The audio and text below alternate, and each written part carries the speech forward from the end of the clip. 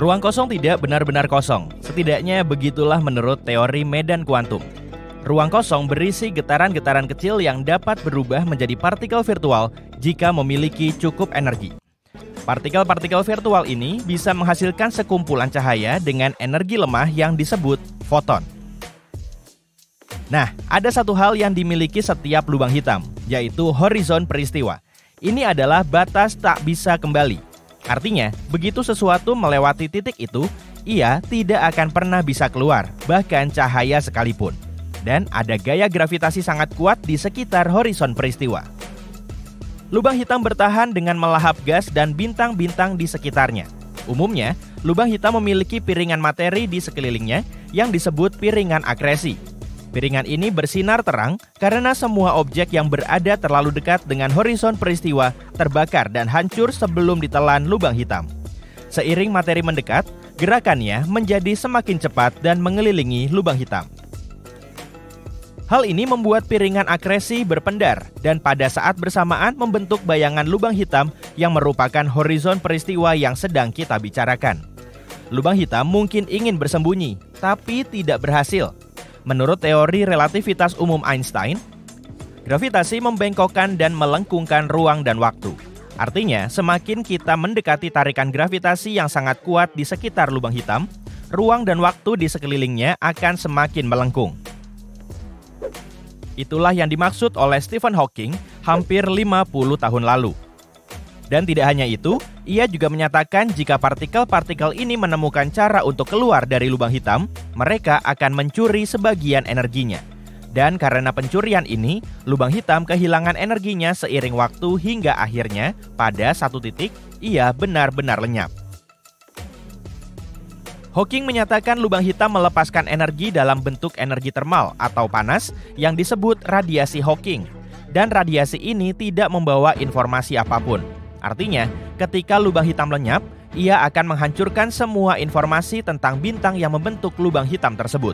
Dengan begitu, kita tidak tahu apa yang sebenarnya terjadi. Ini agak membingungkan karena hukum mekanika kuantum mengatakan informasi tidak bisa dimusnahkan. Konflik inilah yang disebut sebagai paradoks informasi Hawking.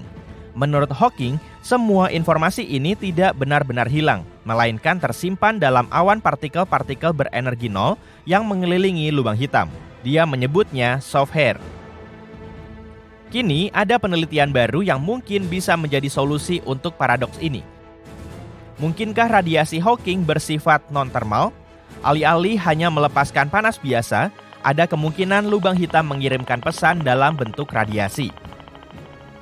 Pesan ini berisi informasi penting tentang masa lalu lubang hitam, bintang-bintang yang membentuknya, dan detail-detail lain yang selama ini kita kira sudah hilang. Ini seperti kode rahasia yang memberitahu kita semua tentang sejarah lubang hitam. Tapi mari kita kembali ke teori Hawking, di mana lubang hitam pada akhirnya bisa menghilang. Menurut teori ini, tidak hanya lubang hitam yang menghasilkan radiasi Hawking, melainkan objek apapun yang memiliki massa cukup. Para peneliti juga mempelajari proses yang disebut efek Swinger. Efek Swinger terjadi ketika medan elektromagnetik menciptakan distorsi yang kuat dan membentuk materi. Mereka menerapkan konsep ini pada teori radiasi lubang hitam yang dikemukakan Hawking. Mereka menemukan bahwa radiasi yang diprediksi Hawking sebenarnya bisa tercipta di tempat-tempat dengan tingkat gravitasi berbeda, tidak hanya di sekitar lubang hitam. Inilah kuncinya. Ketika ada benda-benda masif seperti bintang atau planet, mereka menciptakan efek kelengkungan ruang dan waktu. Kelengkungan ini terjadi karena gravitasinya yang kuat.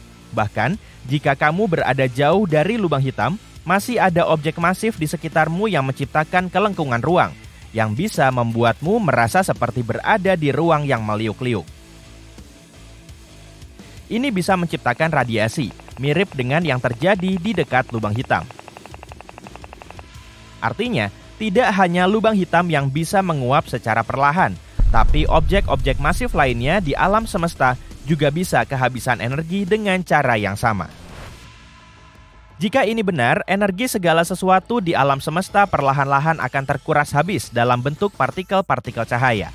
Artinya, segala sesuatu dan semua makhluk hidup termasuk bintang, planet, lubang hitam, dan kita memiliki nasib yang sama. dan pada akhirnya akan lenyap. Awalnya ini terdengar menakutkan, tapi kalaupun teori ini benar, kemungkinan terjadinya masih lama. Butuh waktu yang jauh lebih lama dari usia alam semesta saat ini hingga lubang hitam supermasif benar-benar lenyap. Jadi, dari cara kita mengukur waktu, lubang hitam pada dasarnya abadi.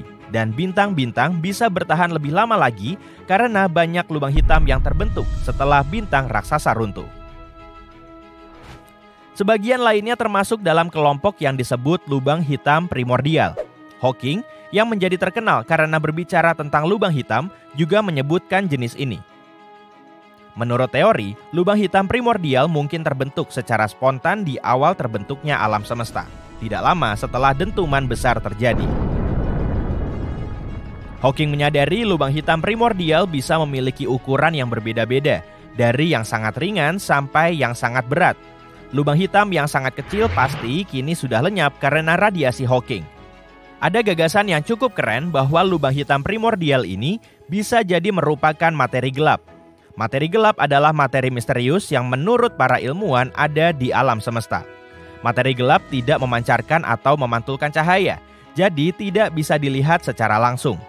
Para ilmuwan menduga materi gelap bisa menjelaskan kenapa bintang-bintang di galaksi bergerak dengan cara yang aneh.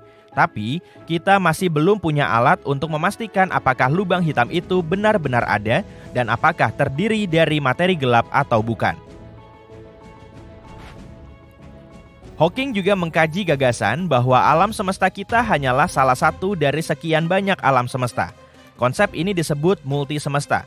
Beberapa ilmuwan percaya situasi apapun yang bisa kamu bayangkan dalam hidupmu bisa saja terjadi di suatu tempat di semesta lain.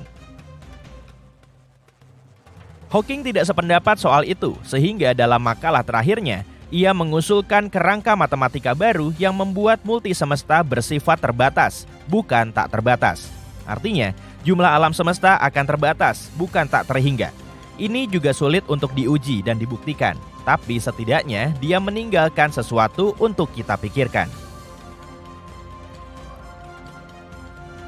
Percaya atau tidak, menjelajah waktu bukanlah hal yang mustahil menurut hukum fisika. Para ilmuwan memiliki persamaan yang menyatakan kita bisa memiliki sesuatu yang disebut kurva waktu tertutup, yang memungkinkan kita pergi ke masa lalu. Bayangkan kembali ke saat-saat paling memalukan dalam hidupmu, karena tahu apa yang akan terjadi, kamu bisa mencegahnya. Tapi ini bagian yang sulit, kembali ke masa lalu bisa menyebabkan beberapa masalah besar. Ini bisa menciptakan situasi di mana hal-hal akan terjadi dengan cara yang tidak masuk akal. Bayangkan, kamu sedang menyusuri jalan dan bertemu dirimu yang lebih muda atau lebih tua, atau secara tidak sengaja mengubah sesuatu yang telah terjadi. Hawking juga membicarakan hal ini, dan ini semualah yang membuatnya khawatir tentang menjelajah waktu.